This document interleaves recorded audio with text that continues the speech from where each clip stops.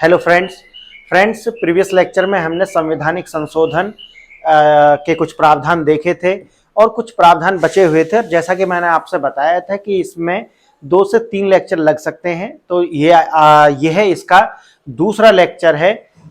और आज हम देखेंगे, हम स्पेशल मेजॉरिटी की बात कर रहे थे कि स्पेशल मेजॉरिटी से कौन कौन से अनुच्छेद हैं जिनमें अगर संशोधन, जिनके तहत अगर आपको संशोधन करना है तो आपको स्पेशल मेजॉरिटी लगेगी।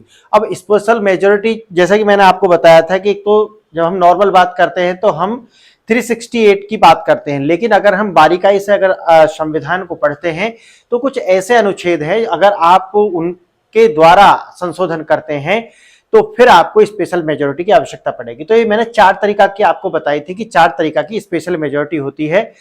टाइप 1 में स्पेशल मेजॉरिटी आर्टिकल 249 के तहत, एक मैंने आपको बताया था special majority as the article of 368, और एक मैंने आपको बताया था special majority article 368 plus 50% state ratification of the simple majority या बाय द सिंपल मेजॉरिटी, और स्पेशल मेजॉरिटी चौथा जो था वो special majority as per article 61। तो मुझे ऐसा याद है कि मैंने शायद special majority as per article 249 के तहत आपको बता दिया था कि इसके तहत मतलब क्या है। तो जब हम आर्टिकल 249 के तहत, यानी कि मैं आपको बता देता हूं इसे, अगर हम स्पेशल मेजॉरिटी की बात करते हैं फर्स्ट टाइप में,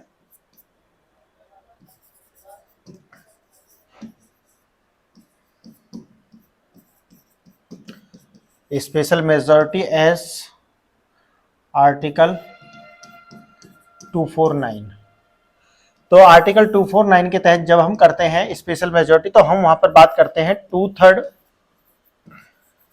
of the members present and voting. ये मैंने आपको बता दिया था, ये वाला फॉर्मूला, कि इसमें क्या है, प्रेजेंट और वोटिंग। अब ये आप देख लीजिए कि अगर मेंबर मानो 445 मेंबर हैं, उनमें से मानो 445 मेंबर टोटल हैं, या आप राज्यसभा का, मैंने आपको राज्यसभा का एग्जांपल दिया था यहां पर,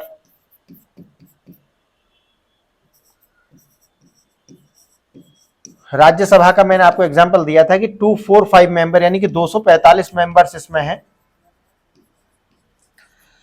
245 मेंबर हैं, और सपोज करते हैं कि 150 मेंबर्स इसमें वोटिंग करते हैं। वोटिंग कितने लोग करते हैं, प्रेजेंट और वोटिंग कितने हैं, प्रेजेंट और वोटिंग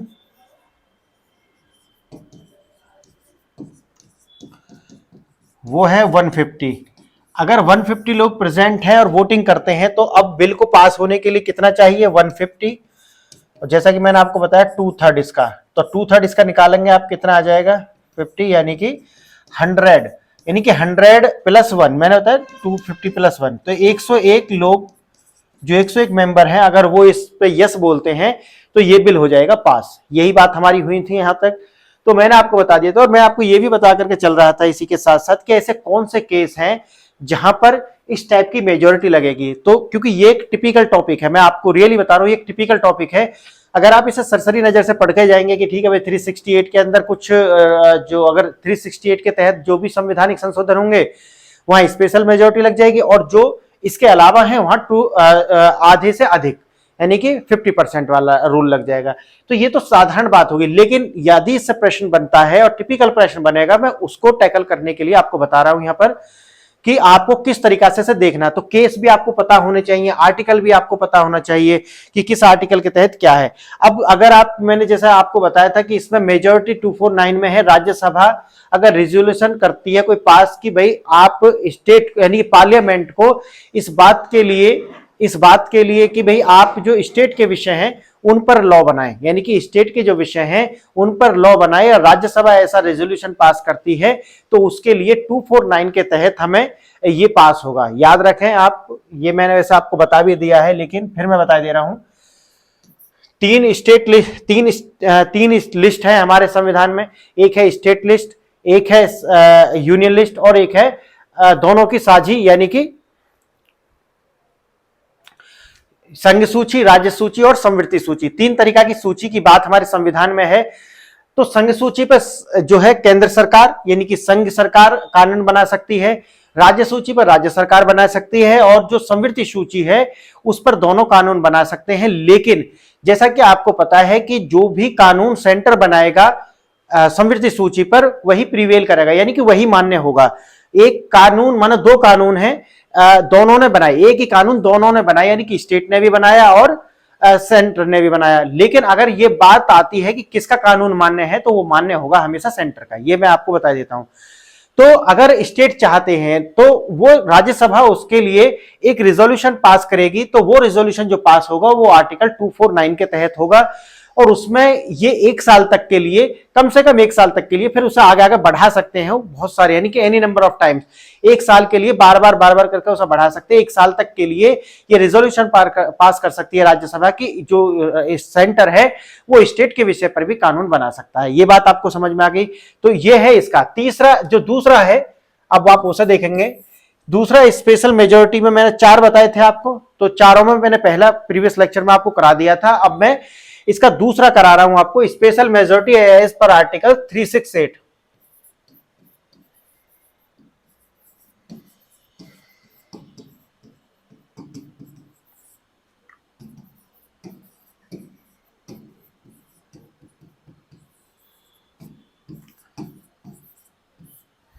तो स्पेशल मेजोरिटी 368 के तहत होगी। तो 368 के इसका क्या फॉर्मूला है? इसका क्या फॉर्मूला है? 2/3 members of the present voting supported by more than 50% of the total strength of the house. याद रखना, एक एक जो फॉर्मूला मैं लिखा रहा हूं इसे याद रखना है, क्योंकि बहुत थोड़ा सा डिफरेंस है, और ये थोड़ा सा जो डिफरेंस है बहुत बड़ा डिफरेंस पैदा कर देगा। अब देखो फॉर्मूला क्या है इसका। इसका फॉर्मूला है 2/3 members present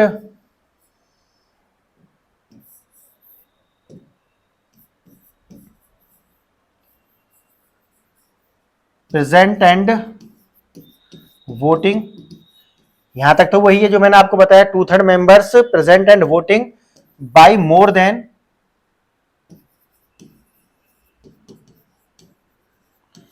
50% of the total strength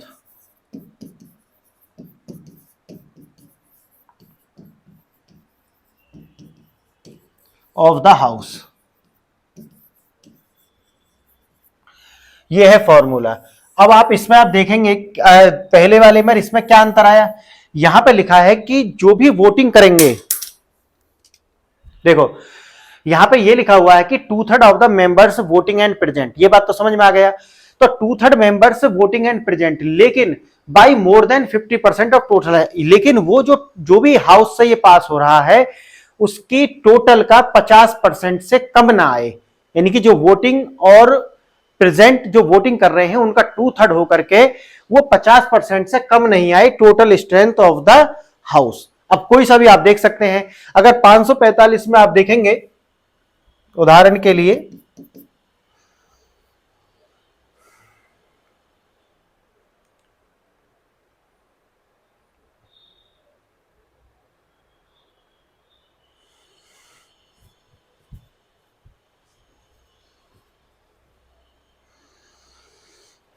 अब इसका एक एग्जांपल आप देखेंगे कि 545 मेंबर हैं लोकसभा में। अगर लोकसभा में 545 हैं तो इसका 50% कितना हो जाएगा, यानी कि आधे से अधिक, तो कितना आएगा? और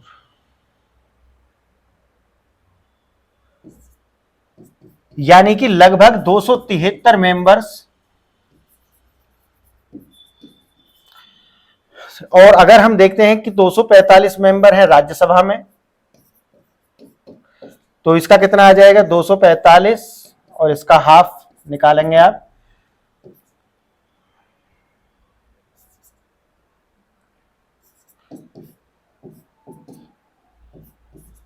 इसका आएगा 223।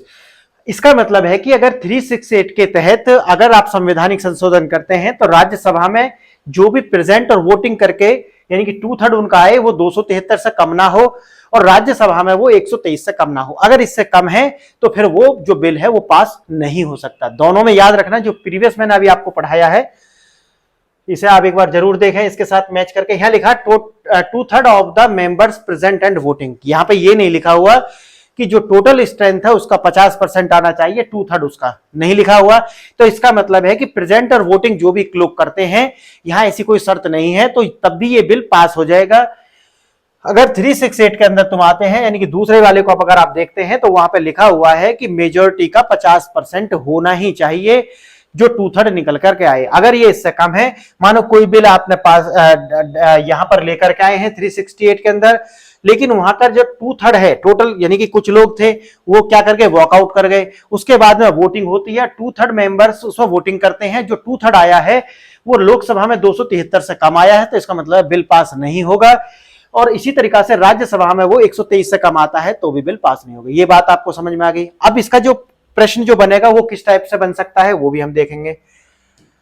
ऐसे कौन से केस हैं कि जहां पर ये इस तरीका का ये जो 368 है वो उसके लिए जारी है, यानी कि केसेस कौन से हैं जहां पर संशोधन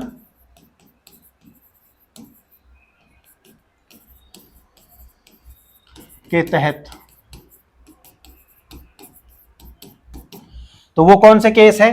पहला देखेंगे आप, अगर आप कॉन्स्टिट्यूशनल अमेंडमेंट लाना चाहते हैं, अगर आप कॉन्स्टिट्यूशनल यानी कि संवैधानिक संशोधन लेकर के आना चाहते हैं जो कि फेडरलिज्म को अफेक्ट ना करे, तब आप इसके तहत ही लेकर के आएंगे। समझ गए आप।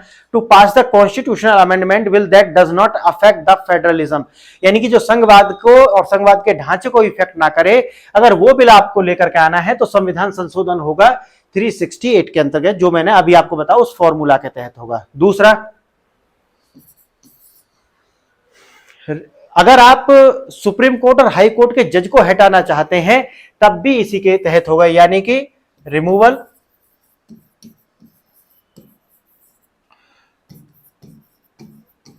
जजेस ऑफ सुप्रीम कोर्ट और high court.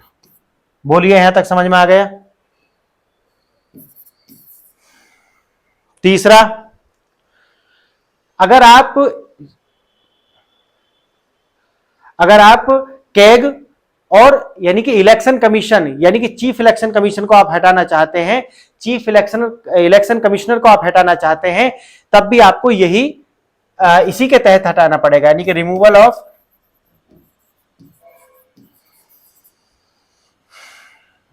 CAG. Removal of CAG अगर आप हटाना चाहते हैं तो भी इसी के तहत। चौथा, और चीफ इलेक्शन कमिश्नर, चौथा आप लिखेंगे, यानी कि अगर आप नेशनल इमरजेंसी लगाना चाहते हैं तब भी आपको इसी के तहत लगाना पड़ेगा और दोनों हाउस से उसका परमिशन किससे, स्पेशल मेजोरिटी से लेना पड़ेगा। यानी कि अगर आप अप्रूवल करना चाहते हैं नेशनल इमरजेंसी को, अप्रूवल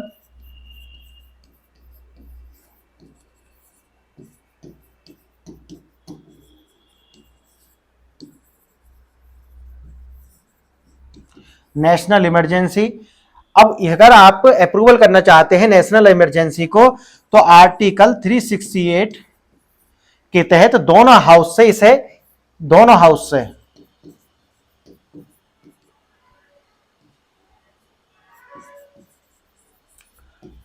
से इसे क्या करना पड़ेगा, आपको रेटिफाई करना पड़ेगा 368 के तहत ही। यहां तक बताइए, समझ में आ गया।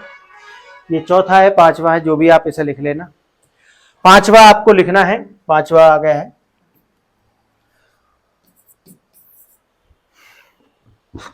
पांचवा है, अगर आप स्टेट लेजिस्लेचर को एबॉलिश करना चाहते हैं, अगर आप स्टेट लेजिस्लेचर को एबॉलिश करना चाहते हैं, उसके प्रति अगर आप रेजुलेशन लाते हैं और वहां की जो लेजिस्लेटिव काउंसिल है अगर उसको क्रिएशन या फिर एबॉलिशन, दोनों के लिए यही होगा। अगर आप किसी स्टेट के लेजिस्लेचर यानी कि क्रिएशन करना चाहते हैं या फिर उसे खत्म करना चाहते हैं, तब आपको आर्टिकल 169 के तहत ये होता है, तो उसको भी आपको 368 के तहत ही संशोधन लगने वाला है। यानी कि आप इसे लिख सकते हैं resolution for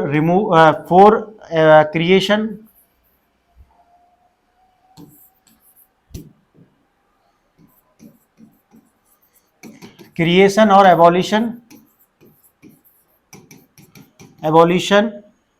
of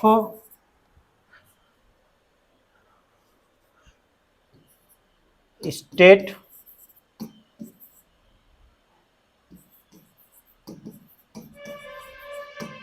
legislative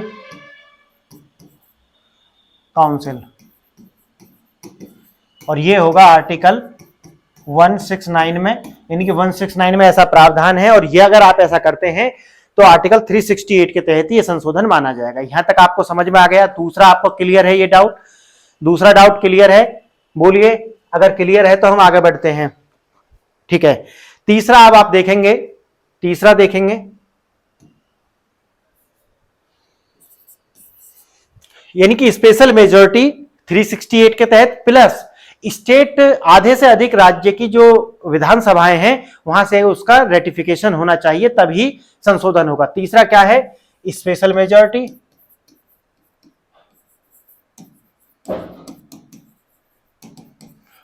plus special majority, मतलब स्पेशल मेजॉरिटी 368 के तहत ही आएगा ये, प्लस यानी कि state ratification,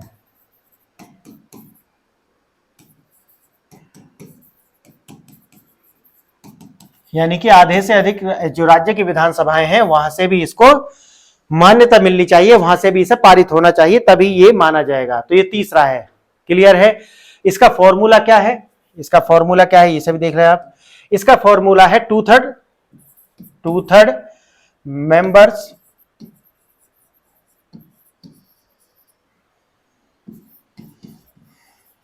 present and voting supported by the simple majority, supported by more than 50%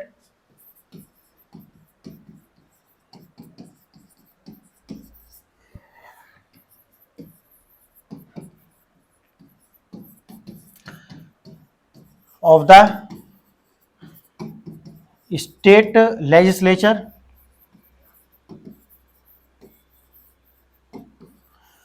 legislatures by the simple majority।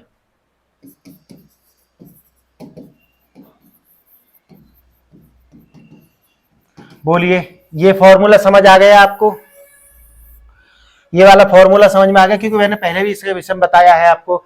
यानी कि अगर आपका कौन से बिल है वो मैं आपको बताऊंगा अभी। तो अगर आप ये 368 प्लस स्टेट लेजिस्लेचर से आपको सिंपल मेजोरिटी से उसे पारित होना चाहिए, तो इसमें उन्होंने लिखा है कि 2/3 member of the present and voting supported by the more than 50% of the legislative assembly, यानी कि 50% से कम ना हो। ये भी बात आपको समझ में आ गई, मैं ऑलरेडी समझा चुका हूं।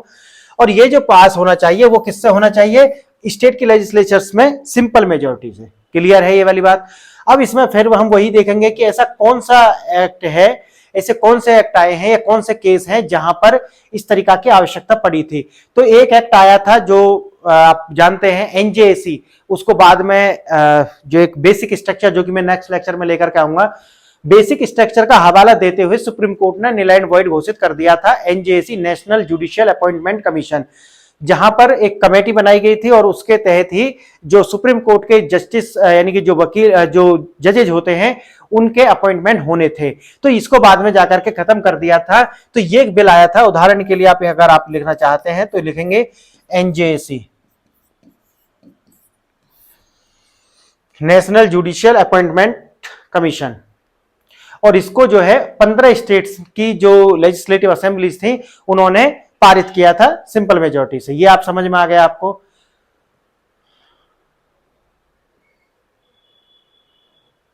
और दूसरा क्या है, एक एग्जांपल आप और लिखेंगे यहां पे कि कहां इसकी जरूरत पड़ती है इस टाइप से। अगर आप ऐसा प्रावधान, ऐसा कोई अमेंडमेंट लाना चाहते हैं जो फेडरलिज्म को इफेक्ट करे, याद करो पीछे मैंने क्या बोला था, फेडरलिज्म को इफेक्ट ना करे, लेकिन ये तीसरे वाले में ये वाला इस टाइप का जो अमेंडमेंट है वो तभी आएगा जब क्या हो, फेडरलिज्म को अफेक्ट किया जाए, तभी ऐसे इसके तहत जो है संविधान संशोधन होगा। समझ गए आप इस बात को? तो आप यहां लिख सकते हैं कोई भी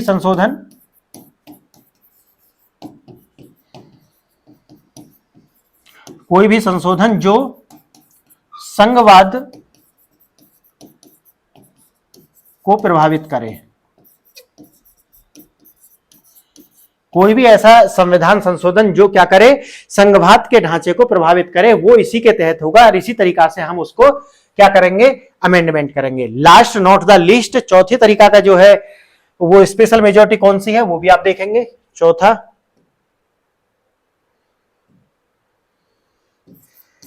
ये है स्पेशल मेजोरिटी।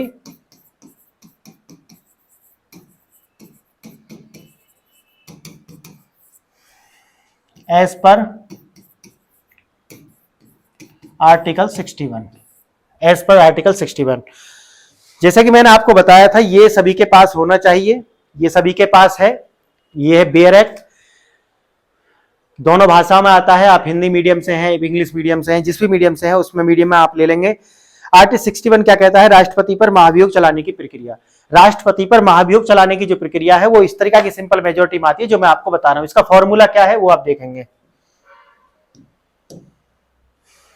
इसमें है 2/3 members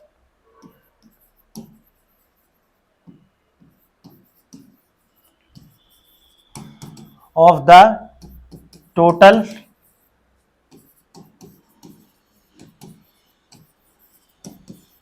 of the house, of the house, यानी कि जितने भी टोटल मेंबर हैं उनका 2/3 होना चाहिए। आप समझ रहे हैं इसको, 2/3 मेंबर्स ऑफ द टोटल, यानी कि अगर 545 है तो उसका 2/3 चाहिए और इधर 245 है तो उसका 2/3 चाहिए। अगर 2/3 आप लेकर के आते हैं तभी ये माना जाएगा पास। अगर आप ये देखेंगे तो Rajya Sabha the special majority article 61 is a 164, यही होगा। और लोकसभा में अगर आप देखते हैं तो 364, यानी कि अगर लोकसभा में चाहते हैं इसकी तरीका इसके जो है पारित कराना आप, तो कितना हो जाएगा लोकसभा में, लोकसभा में हो जाएगा 364 मेंबर्स या मत, और राज्यसभा में कितना हो जाएगा 164, और बाकी आप 2/3 निकाल लेना इसका। बोलिए, ये तो मैंने आपको बता दिया as per of the special majority, और इसके अंदर इंपीचमेंट ऑफ द प्रेसिडेंट आता है। उदाहरण के लिए मैंने आपको बताया क्या है इसका उदाहरण, इसके अंदर कौन सा केस आएगा, केस आएगा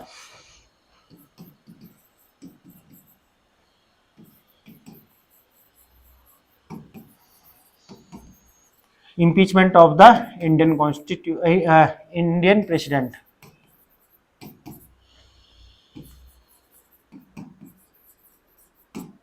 क्लियर है ये वाली बात, यानी कि अगर आप महाभियोग चलाना चाहते हैं, इंपीचमेंट मतलब महाभियोग अगर आप चलाना चाहते हैं राष्ट्रपति पर, तो ये इसके तहत ही आएगा, इसके तहत ही वो संशोधन होगा, या आप समझ सकते हैं कि इसके तहत ही चलाया जाएगा। अब क्लियर है ये वाली बात। तो फ्रेंड्स यहां पर हमने जो महत्वपूर्ण जो प्रावधान थे वो मैंने आपको बताए हैं कि 4 तरीका से स्पेशल मेजोरिटी 4 तरीका से होती है। संविधान में संशोधन जो आपको बताए गए हैं वो मैंने, जैसे कि साधारणतः हम कहते हैं कि 368 या विदाउट 368, यानी कि साधारण बहुमत और विशेष बहुमत। और जो मैंने आपको बताया है इसका एकदम बारीकाई से मैंने फॉर्मूला के साथ आपको बता दिया है कि कौन कौन से फॉर्मूला कहां कहां लगेंगे। अगर हम इसका एक साधारण ओवरव्यू लेकर के आप चलते हैं, अगर हम साधारण ओवरव्यू लेकर के चलते हैं, साधारण में जैसा कि मैं आपको बता चुका हूं, सामान्य, अगर हम सामान्यतः देखते हैं, अगर हम सामान्यतः देखते हैं तो हम मानते हैं कि 2 तरीका से हम संविधान संशोधन कर सकते हैं।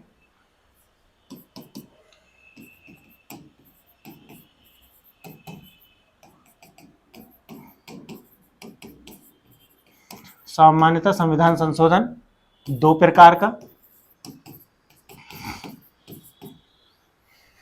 2 तरीका से। पहला है 368 के द्वारा,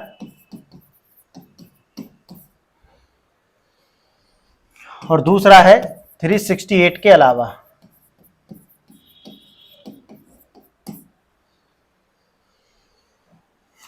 तो हम देखेंगे 368 के द्वारा, और यहां पर मैं आपको ये केस बताऊंगा कि 368 के साथ कौन से ऐसे प्रावधान है जो संशोधन किए जाते हैं और फिर मैं आपको इसकी एक सूची कराऊंगा कि कौन से 368 के अलावा किए जाते हैं, क्योंकि प्रश्न अगर ऊपर ऊपर से आएगा तो ये आपको इनमें से कोई भी 4 या 2 बना करके आपको एग्जाम में दे देगा और पूछेगा कि निम्न में से ऐसे कौन से केस हैं जो 368 के अंतर्गत आते हैं या संविधान संशोधन 368 के अंतर्गत हो सकता है। बाकी 368 पूरा मैं आपको खोल करके समझा चुका हूं। क्लियर है? तो 368 के अंतर्गत कौन कौन से आते हैं पहले हम वो देखेंगे, उनकी एक लिस्ट बनाएंगे। और बाकी मैंने आपको बताया है कि आपको पढ़ना है लक्ष्मीकांत, तो वहां पर भी आप ये सारा देख सकते हैं, होंगे वहां पर भी ये। तो पहले आप देखेंगे 368 के द्वारा लिस्ट बनाएंगे आप इसकी, और पहला लिखेंगे आप इसमें डीपीएसपी और मौलिक अधिकारों में संशोधन। डीपीएसपी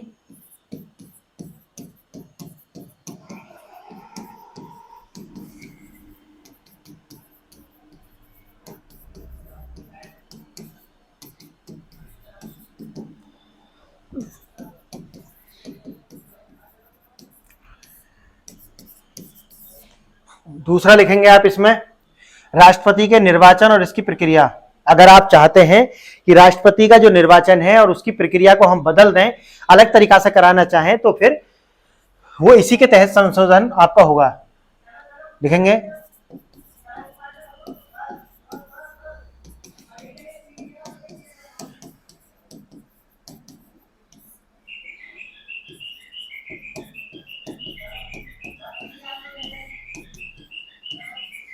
और इसकी प्रक्रिया। तीसरा आप लिखेंगे मैं बोल रहा हूं आपको, आप लिखते हुए चलेंगे इसे। तीसरा आप लिखेंगे उच्चतम न्यायालय और उच्च न्यायालय से संबंधित जो प्रावधान है, उनके जो जजेस की नियुक्ति आदि आदि ये सब कुछ करना चाहें तो भी इसके अंदर होगा। चौथा केंद्र और राज्य के बीच विधायी शक्तियों का विभाजन। चौथा है केंद्र और राज्य की विधायी शक्तियों के बीच विभाजन।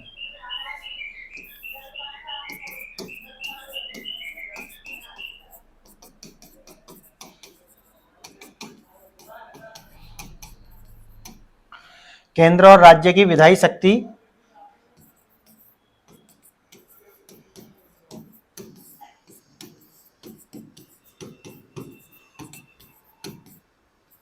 विभाजन। नेक्स्ट लिखेंगे आप पांचवा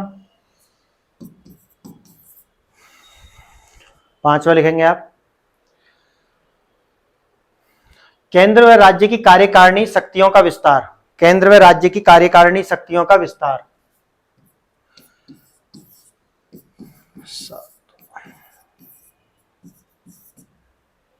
लिखेंगे आगे 7वीं अनुसूची से संबंधित कोई विषय। 7वीं अनुसूची जैसे मैंने आपको बताया उसमें 3 सूचियां हैं, एक आपको जैसे केंद्र सूची, राज्य सूची और संवृत्ति सूची। हाँ नेक्स्ट लिखेंगे छठा पॉइंट संसद में राज्यों का प्रतिनिधित्व, यानी कि संसद में राज्यों का प्रतिनिधित्व कितना होगा। कि जैसे कि आपने देखा होगा कि संसद में किसी राज्य से लोकसभा की 2 सीट है, किसी से 3 है, इसी तरीके से राज्यसभा में होता है उनका रिप्रेजेंटेशन। तो उनका जो प्रतिनिधित्व कैसा होगा ये सारा का सारा डिसाइड करेगा। अगर आप उससे संबंधित कुछ प्रावधान में संशोधन चाहते हैं तो 368 के अंतर्गत ही होगा। नेक्स्ट संविधान संशोधन करने की संसद की शक्ति, यानी कि जो कौन सा है 7वां है, 7वां 8वां जो भी आप लिखना है इसे। संविधान संशोधन करने की संसद की शक्ति और इसके लिए प्रक्रिया, और इसके अंतर्गत स्वयं आर्टिकल 368 भी आ जाएगा। अगर आप 368 के अंदर ही संशोधन करना चाहते हैं तो भी आपको इसी के तहत करना पड़ेगा। आप समझ गए आप, यानी कि जो संविधान संशोधन के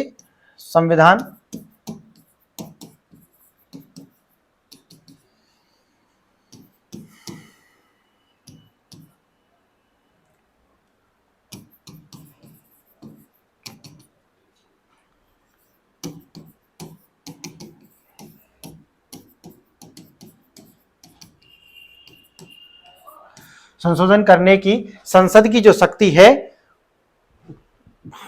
और इसकी प्रक्रिया, जो आर्टिकल 368 भी इसी के अंदर आ जाएगा। अगर आर्टिकल 368 में भी आप संशोधन करना चाहते हैं तो भी 368 के अंतर्गत ही होगा, जो मैंने आपको बताया है। आप और लिख लेंगे इसकी प्रक्रिया क्या है, ये तो मैंने प्रावधान आपको बता दिए। अगर आपको अनुच्छेद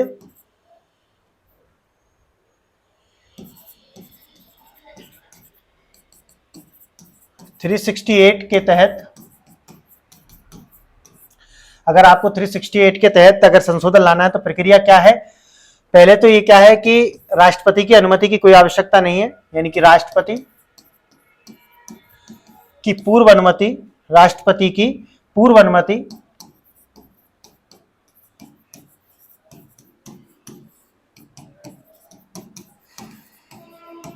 आवश्यक नहीं, ठीक है। और दूसरा है कि किसी भी सदन में इसको लाया जा सकता है। संवैधानिक संशोधन की प्रक्रिया किसी भी सदन में ला सकते हैं, यानी कि संविधान संशोधन की प्रक्रिया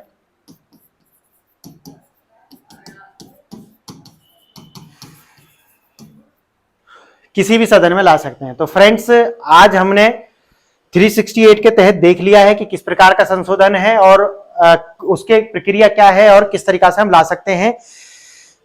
नेक्स्ट लेक्चर में हम देखेंगे कि दो चीज रह गया है, एक तो है कि 368 के अलावा कौन कौन से विषय हैं जिनमें हम संशोधन लाना चाहते हैं तो 368 के अलावा आ सकते हैं, और दूसरा कि कुछ महत्वपूर्ण संशोधन मैं आपको बताऊंगा, वो आपको मेरे साथ एक लिस्ट बना लेना है। तो नेक्स्ट लेक्चर में हम ये दोनों खत्म कर लेंगे, यानी कि कुछ संवैधानिक संशोधन है, उदाहरण के लिए जैसे कि 15, 19, 85, 174, ठीक है, इस तरीका के संशोधन है। मैं बताऊंगा आपको 368 के अंतर्गत कौन कौन से संशोधन लाए गए हैं, वो बता देंगे। जो अमेंडमेंट 31 है वो आया है, 105 है, इस तरीके से मैं आपको बताऊंगा। जो महत्वपूर्ण है वो 10-15 में आपको बता दूंगा, अगर पेपर में आना है तो वहीं से आ जाएगा, आपका काम हो जाने वाला है फ्रेंड्स, ठीक है।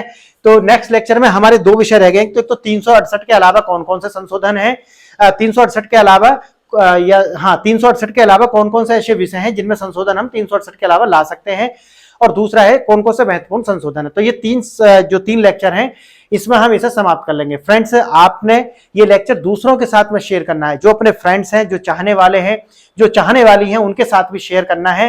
और मैं नेक्स्ट लेक्चर में ये सारा हम समाप्त कर लेंगे। हिंदी माध्यम के लिए ये एकमात्र डेडिकेटेड चैनल है, तो आप अपने मित्रों के साथ शेयर करें, पूरी वीडियो एक बार में देखें, लाइक शेयर एंड सब्सक्राइब करें। बहुत अच्छा कंटेंट लेकर के आऊंगा, कोई यहाँ पर ऐसा नहीं है कि आप यहाँ से जो देख रहे हैं नहीं, फिर आप मिलो हवेली पर, हमें हवेली पर मतलब ऐप पर आकर के मिलो, फिर वहां से ये परचेज करो, ऐसा कुछ नहीं है। हम जो भी लेकर के आएंगे ऐसा लेकर के आएंगे जो हमारा भी काम चले और आपका भी कार्य चले, यानी कि सस्ता, टिकाऊ और बेहतर और क्वालिटी कंटेंट लेकर के आएंगे, यूपीएससी को टारगेट करते हुए लेकर के आएंगे। कोई कहानी नहीं, कुछ नहीं, सिर्फ और सिर्फ पढ़ाई, यानी कि सिर्फ और सिर्फ पढ़ाई की बात यहां पर होगी और कुछ बात नहीं होगी। फ्रेंड्स, आपने ये लेक्चर यहां तक देखा, इसके लिए बहुत बहुत धन्यवाद। नमस्कार।